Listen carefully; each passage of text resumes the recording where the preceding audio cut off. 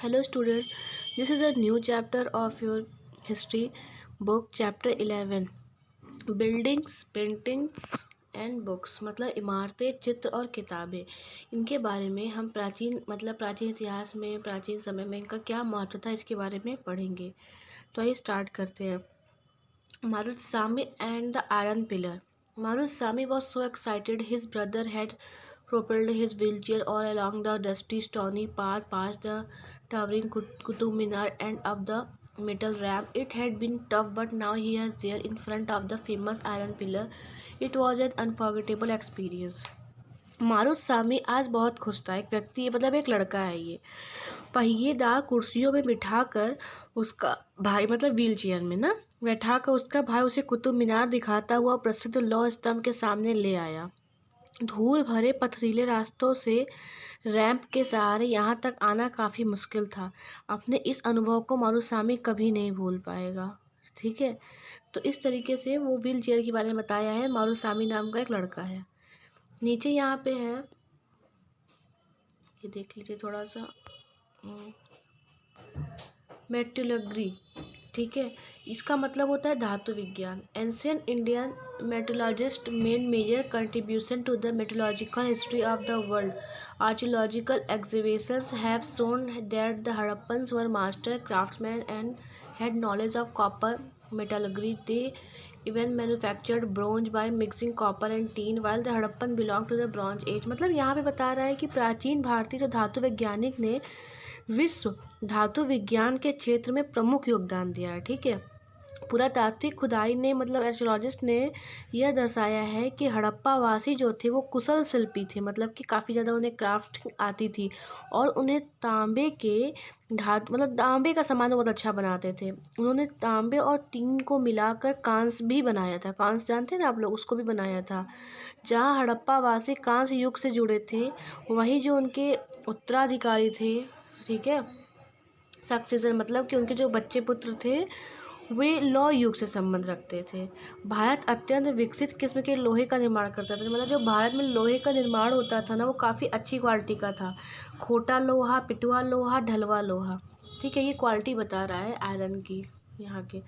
यहाँ है the iron pillar, लौह स्तंभ।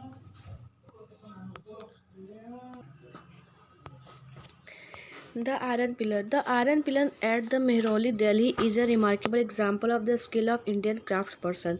महरौली दिल्ली के पास जो है, वहाँ के जो कुतुब मीनार के पास खड़ा यह लौह स्तंभ, जिसका फिगर यहाँ पे दिखाया गया है, ये देखिए ये यहाँ पे। ठीक है, इसके बारे में बता रहा है कि ये जो है ये एक बहुत ही रिमार्केबल एग्जाम्पल है। ठीक है, मतलब कि कुशलता का एक अद्भुत उदाहरण है।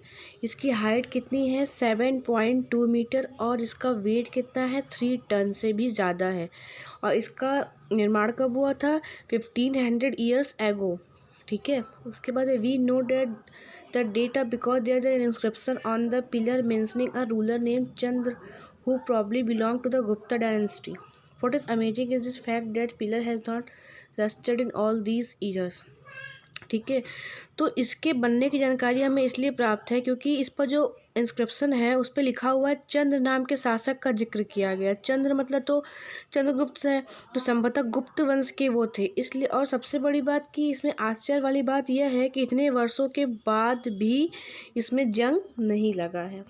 ठीक है, उसके बाद है कि buildings in bricks and stone, ईंटों और पत्थरों की इमारतें। The skills of our craft person are also apparent in the buildings that have survived, such as stupas. The word stupas means a mound.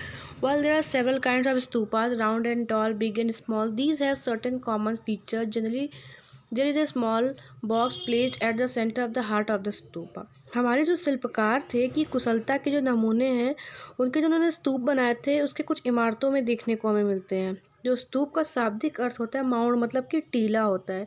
हालांकि स्तूप विभिन्न आकार के थे, कभी गोल, लंबे, कभी बड़े या छोटे थे। उन सब में एक समानता है।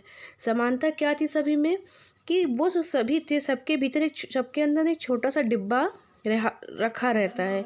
इन डिब्बों में बुद्ध या उनके अनुयायियों के शरीर के अवशेष, मतलब कि जितने भी स्तूप थे उस सभी स्तूप में एक डिब्बा रखा होता है और सभी मतलब डिब्बों में क्या रखा होता है, जैसे कि कुछ जो बुद्ध वगैरह थे या उनके जो फॉलोअर्स थे उनके शरीर के और से जैसे कि दांत वगैरह हैं, हड्डियाँ, राख या उनके द्वारा प्रयुक्त कोई चीज़ या कोई कीमती पत्थर या सिक्के इसमें रखे होते थे। ठीक है, जो स्तूपा वगैरह में बॉक्स रखे थे उसमें ये सब कंटेन रहते थे, मतलब रहते थे चीज़ें।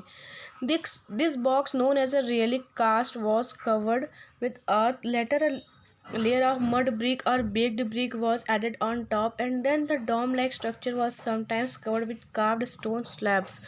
यहाँ बता रहा है कि इसे धातु मंजूसा कहते थे। प्रारंभिक स्तूप धातु मंजूसा के ऊपर रखा मिट्टी का टीला होता था। सबसे पहले इसके ऊपर मिट्टी का एक टीला रखा होता था, फिर बाद में टीले को ईंटे से ढक दिया गया और बाद के काल में उस गुंबद नुमा ढांचे को तरासे पत्थरों से ढक दिया गया, उसी को स्तूपा कहा जाने लगा। ठीक है, often a path known as the यहाँ ना प्रदक्षिणा पथ कहते हैं। ठीक है, प्रायः स्तूपों को जो चारों परिक्रमा करने के लिए वृत्ताकार पथ बना होता है ना, मतलब एक वृत्ताकार सर्कुलेशन में बना होता है उसके चारों तरफ, उसे क्या बोलते हैं, प्रदक्षिणा पथ कहते हैं। Okay, this was surrounded with railings. Entrance to the path was through gateways. Devotees walked around the stupa in a clockwise direction as a mark of devotion. Both railing and gateways were often decorated with sculpture. यहाँ पे कह रहा है कि इस रास्ते को railing से घेर दिया जाता था जिसे वेदिका कहते थे, और वेदिका में प्रवेश द्वार बने होते थे। रेलिंग तथा तोरण प्रारंभ मूर्तिकला की सुंदर कलाकृतियों से सजे होते थे। ओके, उसके बाद ये है कि other buildings were होलोड out of rock to make artificial caves. Some of these were very elaborately decorated with sculptures and painted walls. कई बार जो पहाड़ियों को काट कर जो गुफाएं बनाई जाती थी, इस तरह की गुफाओं को मूर्तियों तथा चित्रों द्वारा सजाया जाता था, मतलब उसमें उसको सजाया कैसे जाता था, मूर्तियों और चित्रों के माध्यम से। Okay, some of the earliest Hindu temples were also built at this time. Deities such as Vishnu, Shiva, and Durga were worshipped in these shrines. The most important part of the temple was a room known as the Garbhagriha, where the image of the chief deity was placed. It was here that priests performed religious rituals and devotees offered worship to the deity. में यहाँ पे कह रहा है कि मंदिरों का सबसे जो महत्वपूर्ण भाग होता था उसे गर्भगृह कहा जाता था, जहाँ पर मुख्य देवी या देवताओं की मूर्ति को रखा जाता था, और इसी स्थान पर जो पुरोहित होते थे वो मतलब रिचुअल्स मतलब समझते थे, पूजा पाठ वगैरह करते थे ना, और भक्ति पूजा करते थे। अक्सर गर्भगृह को एक पवित्र स्थान के रूप में दिखाने के लिए मतलब कि भीतर गांव जैसे मंदिरों में उसके ऊपर काफ़ी ऊंचाई तक निर्माण किया जाता था। जैसे कि एक मंदिर है ये ना, ये अगर जो मंदिर है इसके ऊपर काफ़ी ऊंचाई तक दिखाया जाता था कि मंदिर है। ओके, उसके बाद ये देखिए, जैसे ये देखिए, ये यहाँ पे देखिए फिगर है ना, इस तरीके से ऊंचा ऊंचा दिखाया जाता था कि दिखाने के लिए कि ये मंदिर है, देवी देवताओं के मंदिर होते थे ये। देखिए यहाँ पे लिखा है कि often as at Bhitargaon a tower known as the shikhara was built on the top of the garbhagriha to mark this out as a sacred place. क्या दिखाने के लिए कि इसे मतलब जो ये ऊपर बने होते थे, मैंने दिखाया गुंबद, जिसे शिखर कहते थे, और शिखर निर्माण के कठिन कार्य के लिए सावधानी से योजना बनानी पड़ती थी। अधिकतर मंदिर में मंडप नाम की एक जगह होती थी। देखिए, मंडप नाम की जो एक जगह होती थी, यह एक सभागार होता था जहाँ लोग, सभागार मतलब समझते हो, जहाँ पे ऐसी जगह जहाँ पे सभा होती, मीटिंग होती थी, जहाँ पे लोग इकट्ठा होते थे। ओके, फिर देखिए ये इस तरीके से, ये देखिए है ना, इस तरीके से आए हैं। फिर देखिए, how were stupas and temples built. स्तूप तथा मंदिर किस तरह बनाए जाते थे। There were several stages in building a stupa और अ टेम्पल. यूजुअली किंग और queen decide to build these it is a expensive affair. First good quality stone had to be found, quarried and transport the place that is often carefully chosen for new buildings. यहाँ बता रहे हैं कैसे बनते थे। तो जो स्तूप और मंदिर को बनाने की प्रक्रिया में कई सारे प्रोसेस होते थे। इसके लिए काफ़ी धन पैसा खर्चा होता था, इसलिए आमतौर पर जो राजा या रानी ही इन्हें बनवाने के लिए डिसीजन लेते थे। पहला काम इनका होता था ना कि अच्छे किस्म के पत्थर ढूंढ के लाते थे। ठीक है, फिर जिस जगह बनाना होता था वहाँ पे खुदाई, मतलब इसको करने के लिए क्या होता था, शिलाखंड को खोदा जाता, मतलब ज़मीन को खोद के कीमती पत्थरों को निकाला जाता था। फिर मंदिर या स्तूप के लिए सोच विचार कर तय किए गए स्थान पर इसको पहुंचाया जाता था। जैसे आगे डिसाइड करते थे किस जगह पे इसको बनवाना है, फिर वहाँ पर कीमती पत्थरों को पहुंचाया जाता था। यहाँ पत्थरों को काट छाट कर तराशने के बाद खम्भों, दीवारों और चौखटों फर्श पर तथा छत पर आकार दिया जाता था। जब आप पुराने मंदिरों में जाइए तो नहीं, ऊपर छत पे नक्काशी होती है, दीवारों पे होती है, तो इस तरीके से फिर इसको तैयार किया जाता था। इन सब के तैयार हो जाने पर सही जगहों पर उन्हें लगाना काफ़ी मुश्किल का काम होता था। ठीक है, फिर ये है देखिए आगे यहाँ पे, ये देखिए इसके बारे में बता रहा है कि ये उड़ीसा का जैन मठ है। एक पहाड़ी को खोद कर इसे 2 मंजिला इमारतों को बनाया गया है। कमरों के प्रवेश द्वारों को ध्यान से देखिए, ये देखिए कमरों के प्रवेश द्वार को। इसमें जैन भिक्षु रहते थे और ध्यान करते थे, मतलब मेडिटेशन करते थे। ठीक है, ये देखिए किस तरीके से पहाड़ों को खोद कर बनाया गया है। ठीक, आगे देखिए किंग अब ये बता रहा है कि स्तूपा के बारे में देखिए हम लोग पढ़ रहे थे, तो ये बता रहा है कि जो इस तरीके का जो बनता था ना, इसके लिए सारा खर्च संभव राजा रानी ही देते थे। मतलब कि जो भी इस स्तूपा को बनाने में खर्च आता था वो राजा या रानी जो भी रहते वो लोग ही देते थे। इसके अतिरिक्त इन स्तूपा मंदिरों में आने वाले भक्त जो उपहार वगैरह देते, जो गिफ्ट वगैरह देते थे ना, ठीक है, इससे मार्ग की सजावट की जाती थी। जैसे कि हाथी की दांत तक काम करने वाले श्रमिकों के संघ ने सांची के एक अलंकृत प्रवेश द्वार को बनाने का खर्च दिया था। ठीक है, जैसे कि कुछ मतलब लोग आते थे यहाँ पे तो हाथी का दांत के वो लोग काम करते थे, उन्होंने कुछ पैसा दिया था यहाँ के प्रवेश द्वार को बनाने के लिए और उससे डेकोरेट करने के लिए। ठीक है, Among the others who paid for decoration were merchants, farmers, garland maker, perfumers, smiths, and hundreds of men and women who are known only by their names, which were inscribed on the pillars, railings, and walls. So when you get a chance to visit any of these buildings, remember how several hundreds of people probably worked to construct and decorate them.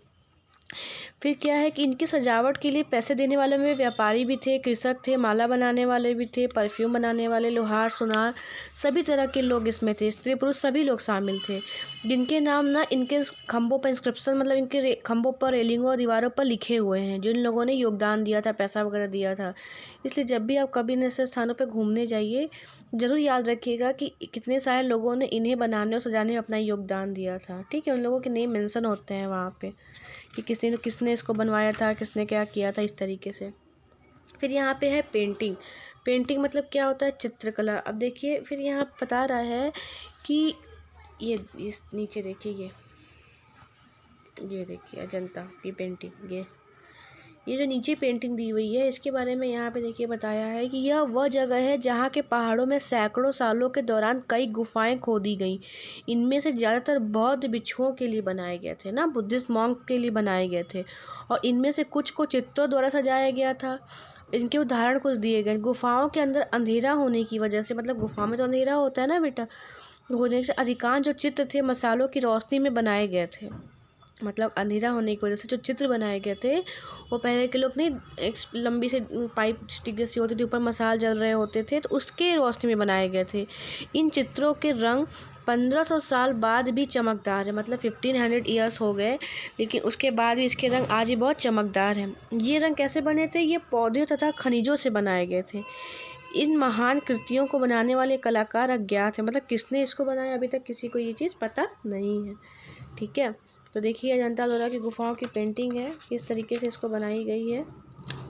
Okay, तो इस video में बस इतना ही हम लोग discuss करेंगे, और बाकी जो है वो हम लोग नेक्स्ट वीडियो में डिस्कस करेंगे। Okay, thank you.